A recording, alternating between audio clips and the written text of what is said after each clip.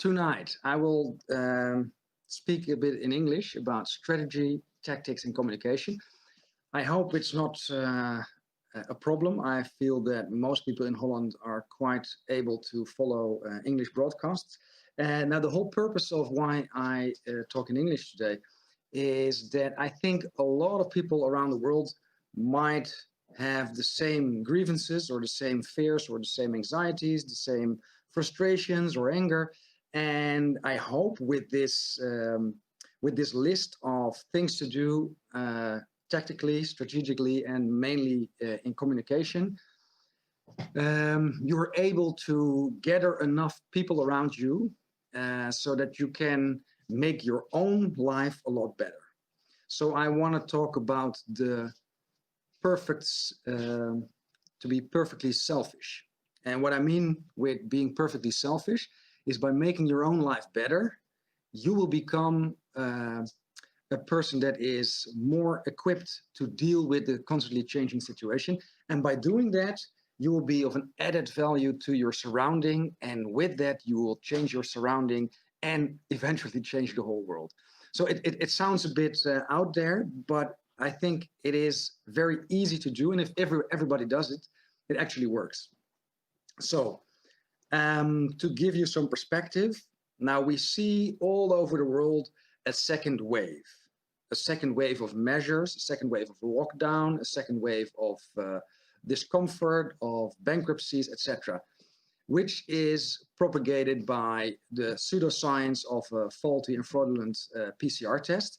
Now, most people are already aware of the discrepancy between the PCR test on one side and the hospital numbers on the other side. So the whole story is collapsing and falling apart. And to keep the fear going, the media, together with politics and some scientists who have been coerced or extorted or blackmailed to work with this program, are trying to conjure up and to create this second wave of fear. Now, the first thing I think is to combat that fear, not by trying to combat the people who are trying to put you in the fear, but to look at yourself and to ask yourself, what are you afraid of? So we will come to that part later on, but I first want to talk a bit about the paradigm or the zooming out and looking at the whole situation, and then maybe even laugh about it, because it's such a bizarre situation, and it's there because we have been told it's there. So we can actually stop it quite easily, but only if we do it all together. And we don't even have to do it synchronized. We can start whenever we feel like. And if enough people are there, then it changes. So the PCR test is now being fought in various countries. And that, I think, is a fight between the experts, and legally and scientifically. And it's a fight that is surely will be won. I mean, all the arguments are there. So what can we do in the meantime, in the next 1 or 2 months, when that case is still pending, is not to escalate, to de-escalate. Now, what I mean with that is you have to be good with yourself and trying to create a comfortable life for yourself and for your surrounding. And that brings me to the strategy.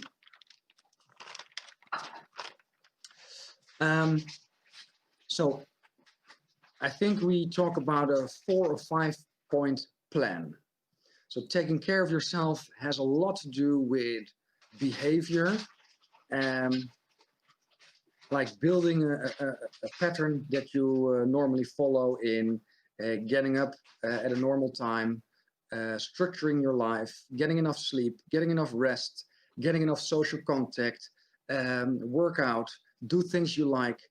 And I know there's a lot of things that make that impossible in a sense that what you were doing, so your comfort zone, but it's not that difficult to create a new comfort zone. And actually it's an opportunity to create a comfort zone which has a lot more opportunities to improve your life. For instance, stop smoking. Okay, because your life is already changing, maybe you can even do that. Yeah.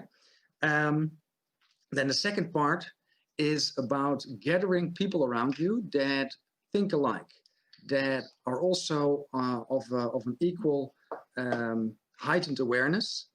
And that heightened awareness is mostly about not letting yourself being sucked into the fear. So it's not even about the specific things you think about reality, but it's about not buying into the bullshit. So if you have that shield of people around you that take care of you, that's your love shield, that's defense. We will come back to that later on. Then from that group, we can start building communities. And this we can do all over the world. So wherever you are, you can start changing it by building that community. Now, if you have that community together, then you can start talking about normal things in life, and not making everything about Corona, but about making everything about life again. So it's more or less self-government within the bounds of the Constitution, of course. And I know a lot of people will say, yeah, but the Constitution is not valid at the moment.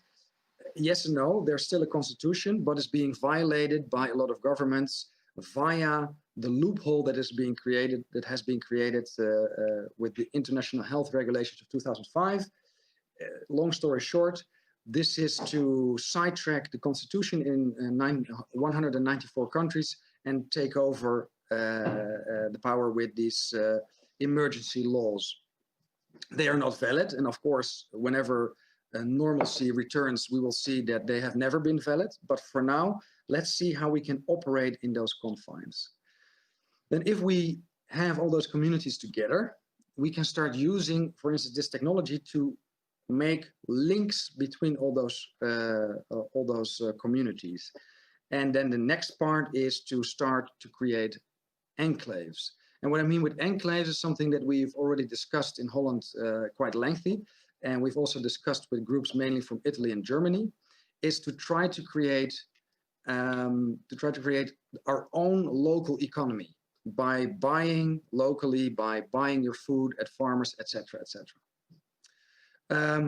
So then we go to the movement, and that gives a bit of a feeling of what we are fighting against.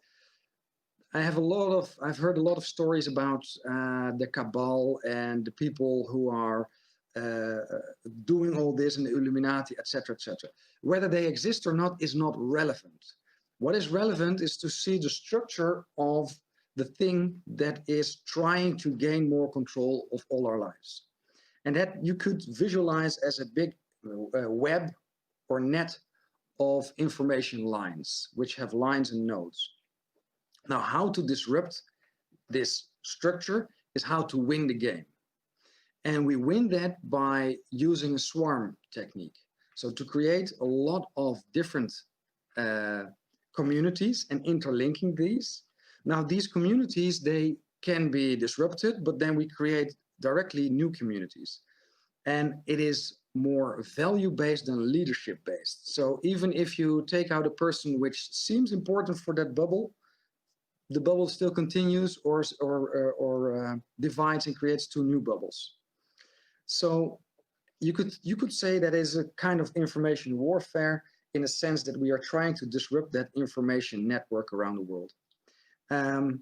These bubbles can be based around themes. They can be based around tasks or competences. For instance, we've created a lot of bubbles. One is about social media, the other one is about science, and that bubbles on. So for the science groups, we have already created 6 or 7 distinct groups within that science community. And those bubbles can also make connections with other science groups from other countries, and so forth and so forth. So all these have a common set of values. Now, of course, for Virus Truth, the Virus Waarheid, the organization we run in Holland, we really use that in our marketing. But it is funny to see that most of these organizations all around the world more or less align with the same values. That is love, truth, patience, transparency, honesty, um, unity, togetherness. And it's not a coincidence that it's happening, because these are the human values. And by making it based around these values, again, you don't have to go to a leader figure which tries to steer the stream of information. It's kind of organically forming itself. So that is about the strategy, about what you can do for yourself. And then, of course, what we get a lot of questions about is how to engage, how to attack. As I've already mentioned, the idea of attack is not an aggressive one. It is more to disrupt, to fool, to put your competitor on the wrong leg, to make him react in the wrong way, to make him or her overreach. So I think first and foremost is to distinguish between whether this person is attacking you or not.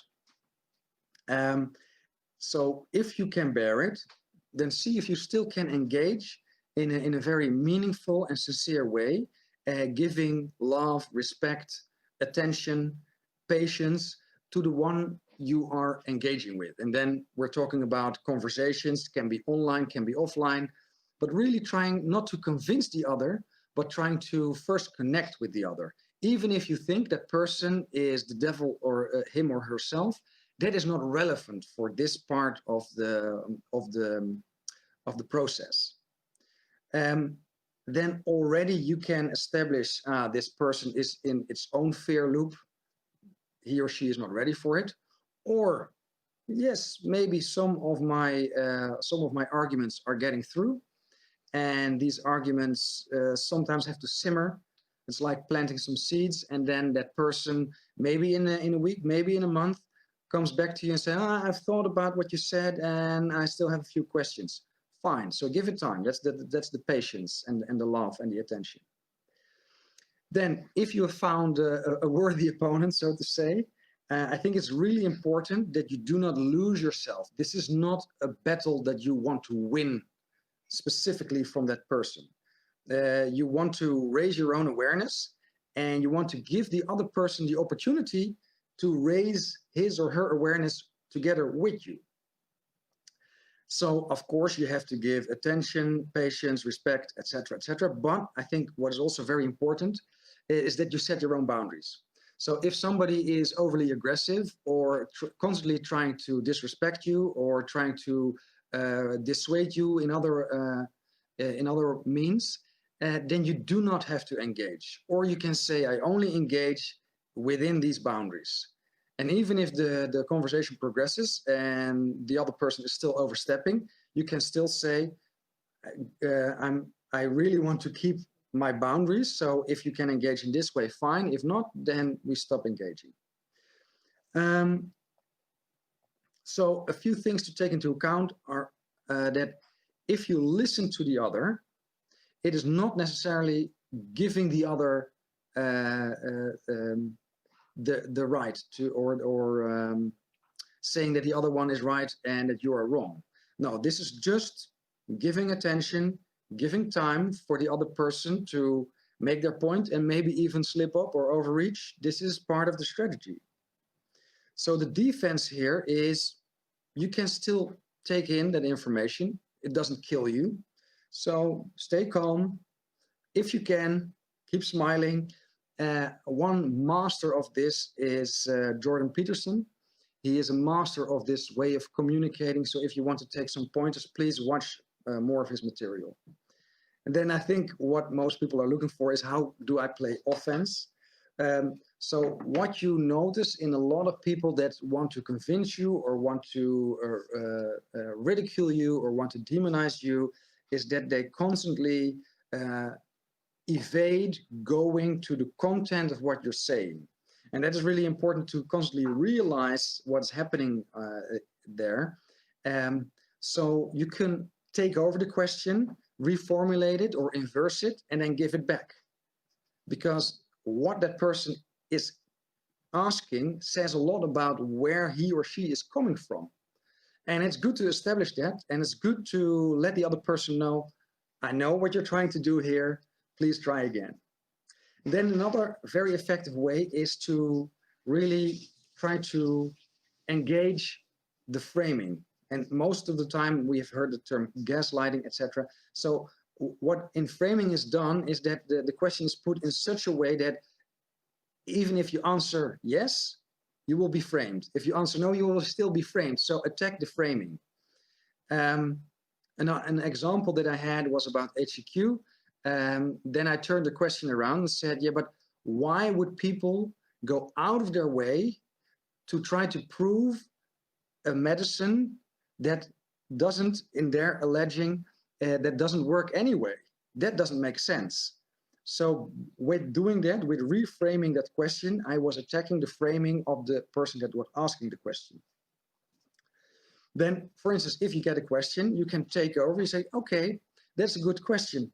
Now, I have a question. If I take that question and I look at the facts, for instance, the IFR, so do you think it is as bad as the flu? And that's a good question. So if I go to the facts and I look at the IFR, then the best estimate nowadays is that it's 0.23%.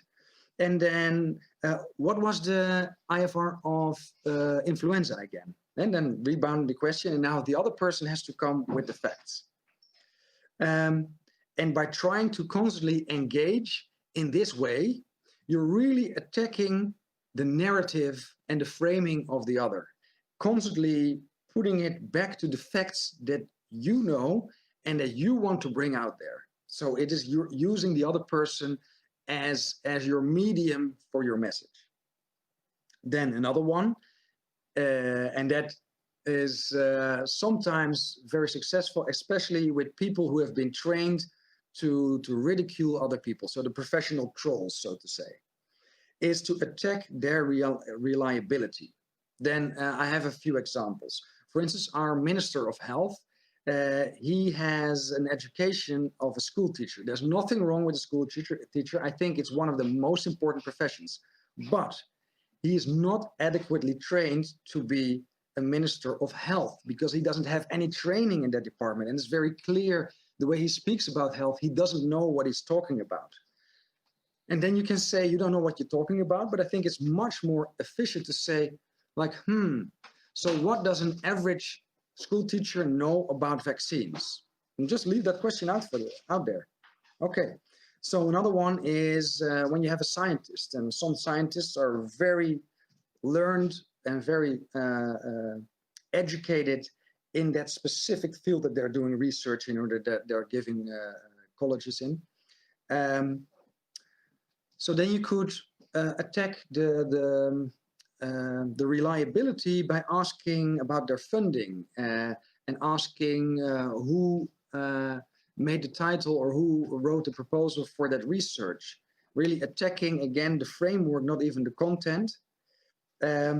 Or with journalists. I speak to a lot of journalists, but most of the journalists, or most, that's maybe too big, but some journalists did not have any proper journalist training. And there's nothing wrong with being a self-made man. There's nothing wrong with being inquisitive or working for a newspaper. I think it's all really good.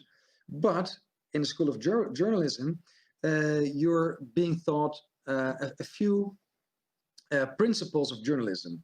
So that's always hearing the other party, fact-checking, etc., etc. And there's also part of it is, for instance, the Code of Bordeaux, and there's multiple codes of journalism.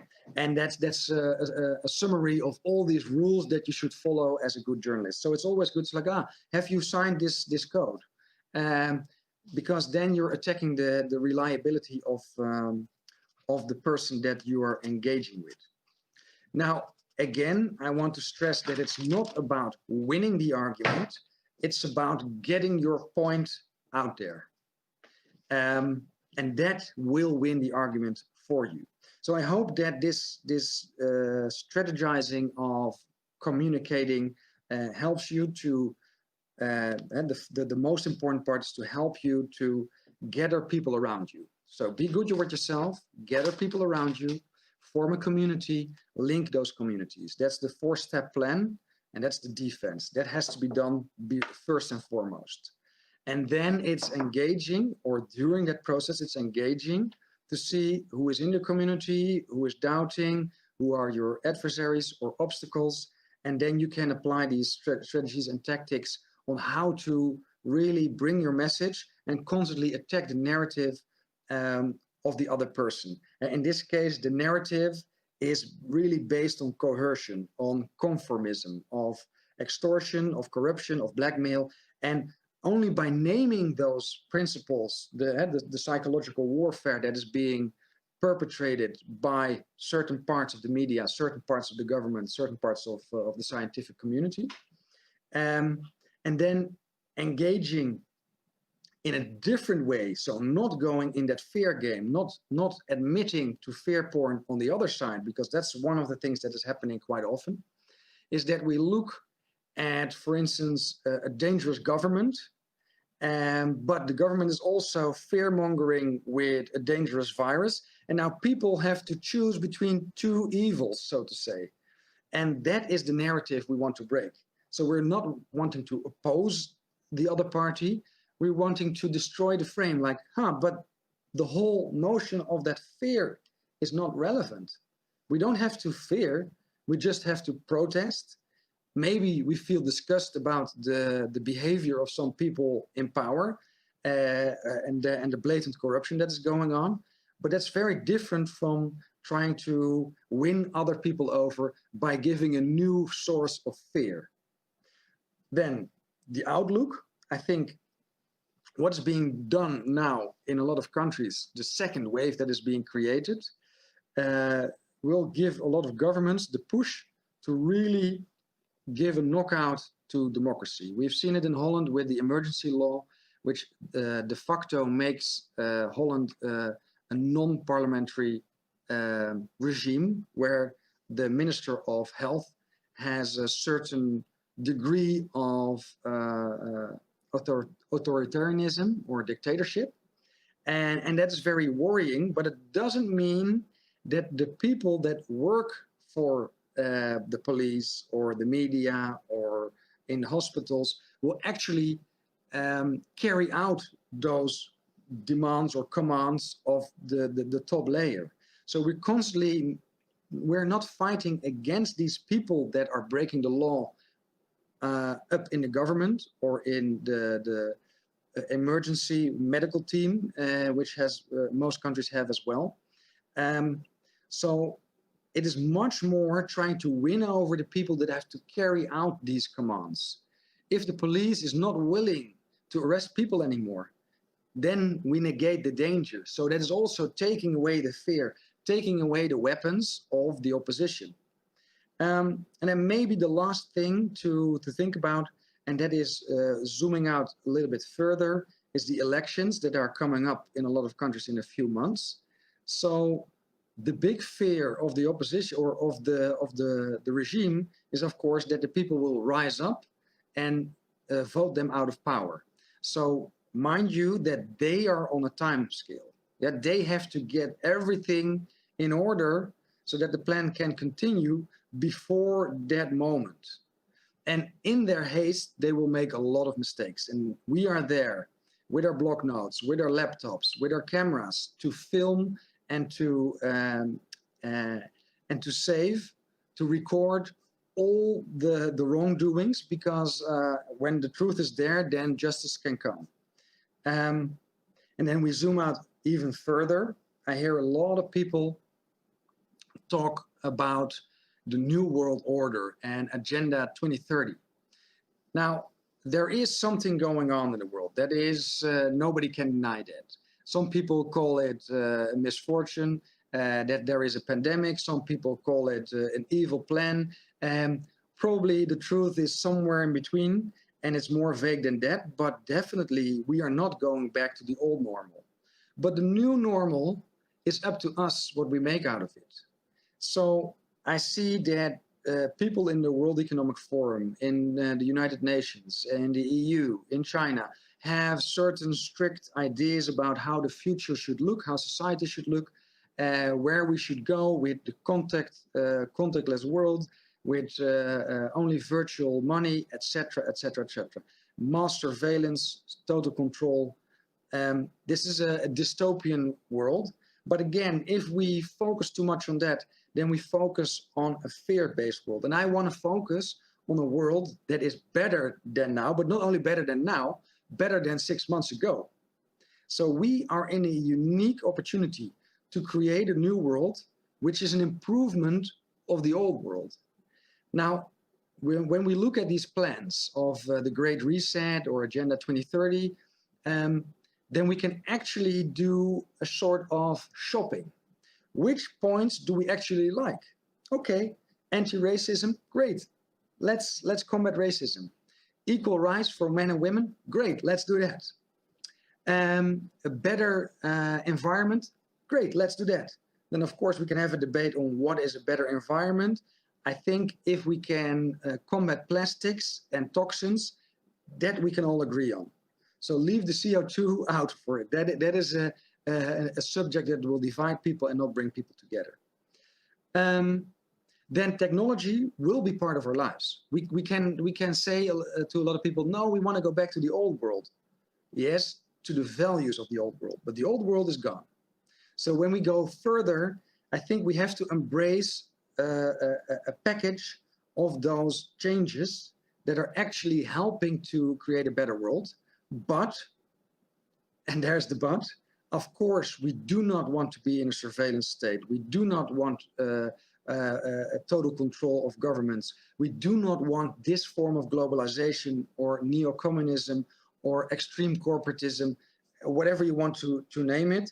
It's very clearly also there in these programs of Agenda 2030 or whatever you name it, like the Great Reset. It's actually all the same program.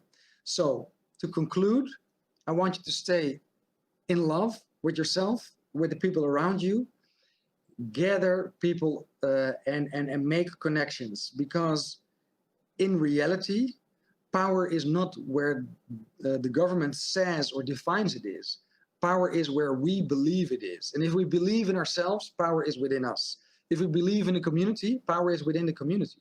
And I think those two things, the power in yourself, or the belief in yourself, and the belief in the community, that is a sure way to victory.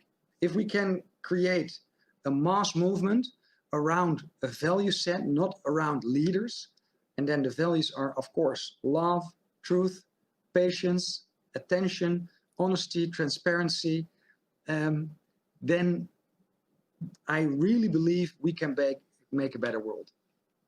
Okay, that was it for strategy. I will try to do once in a while an English version, and I hope you have a great night. I have a dance party, so I hope to see you soon.